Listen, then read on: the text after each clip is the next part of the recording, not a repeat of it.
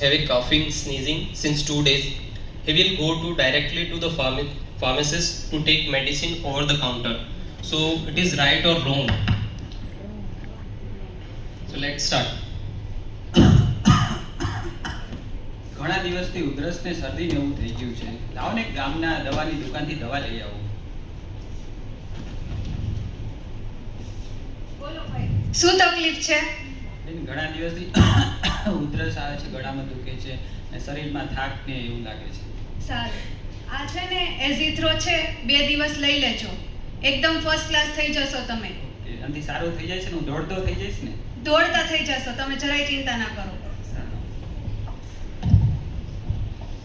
Now patient is taking antibiotic from the medical over the counter. This is legal practice or not in our day-to-day life.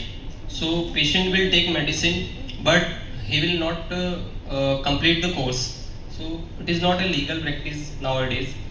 So again patient will complain and go to the villager doctor. Stop. ગામના દવાની દુકાનથી દવા તો લીધી પણ હજુ સારું નથી થયું. એક ગામના ડોક્ટર છે, એમની પાસે બતાવી દો એકવાર. બેસો ભાઈ, શું તકલીફ છે તમને?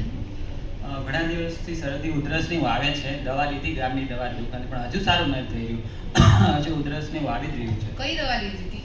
મને એક પીળા કલરની દવા આપી છે, એ તમને બતાવું. કાંઈ વાંધો નહીં, આનાથી પણ સારી, આનાથી પણ વધારે દવા તમને લખી દઉં છું. તમને કાલે તો અચૂક સારું થઈ જશે આનાથી. ઓકે મેડમ, મારે કઈ રિપોર્ટ કરાવવા પડશે? કોઈ રિપોર્ટની જરૂર નથી, કાલે તમે દોડતા થઈ જશો.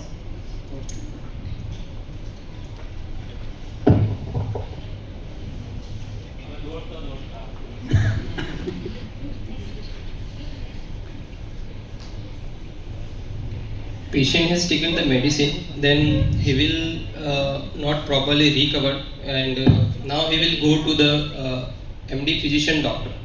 Let's start. આ તો મારી પહેલા કરતા પણ વધારે તબિયત ખરાબ થઈ ગઈ. શ્વાસ ચડવા માંડ્યો છે. એક સારા એમડી ડોક્ટર છે, એમને બતાવી દો.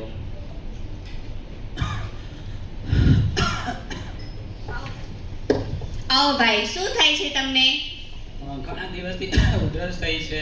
ગામના દવાની દુકાનથી પણ દવા લીધી, પછી એ 2-3 દિવસ દવા ખાધી, પછી એક ગામના ડોક્ટરથી દવા લીધી અને એ દવા મને સારું થયું ત્યાં સુધી લીધી, પછી મેં મૂકી દીધી અને હવે તો વધારે શ્વાસ ચડવા માંડ્યો છે. તો સારું જ નથી થઈ રહ્યું.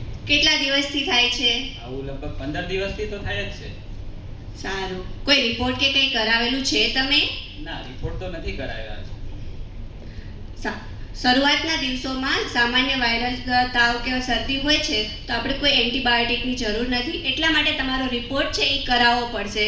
બિનજરૂરી એન્ટીબાયોટિક લેવાથી, કોર્સ પૂરો ન કરવાથી અને બિનજરૂરી હાયર એન્ટીબાયોટિકના ઇન્જેક્શન લેવાથી આપણા શરીરના જે રોગકારક બેક્ટેરિયા છે તે આપણી જે એન્ટીબાયોટિક દવા છે એની સામે અસર નથી કરતા. એ બેક્ટેરિયાને મારી નથી શકતા. એને આપણે એન્ટીબાયોટિક રેઝિસ્ટન્સ કહીએ છીએ.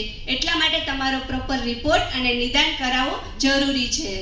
ઓકે મેડમ, હવે સમજાણું. અને એમાં રિપોર્ટ શેના માટે કરાવવાના?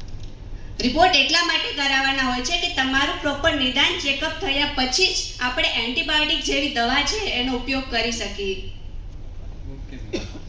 હા, અને આ એન્ટીબાયોટિક રેઝિસ્ટન્સને અટકાવવું એ તમારા પરિવાર અને સમાજ માટે એક મહત્વપૂર્ણ છે.